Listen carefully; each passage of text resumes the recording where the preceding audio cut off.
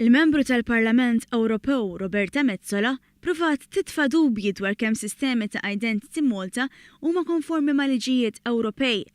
Iżda għal darb'oħra il-Kummissjoni Ewropea ta' tweġiba li xejn ma soddisfat lil Metsola, tant li minkejja li issa ilha ftit għand l-Ewroparlamentari Nazzjonalista pubblikament ma qalet xejn dwarha. Metsola irreferiet għall-artiklu dwar id-drittijiet ta' ċittadini tal-Unjoni u tal-membri tal-familja tagħhom biex jiċċaqilqu u jgħixu liberament fit-territorju tal-Istati membri.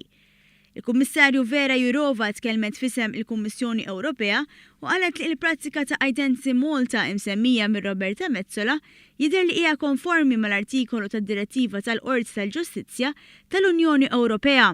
Dikjarazzjoni li xejn ma niżlet tajjeb ma' Roberta Metsola li tkun pronta tagħmel domandi lill-Kummissjoni Ewropea biex Malta tista' tidher kera. Di mhux l-ewwel darba li riċentement membri parlamentari tal-Partit Nazzjonalista raw jisfumaw fix-xejn l-isforzi tagħhom biex jagħmlu ħsara lil Malta.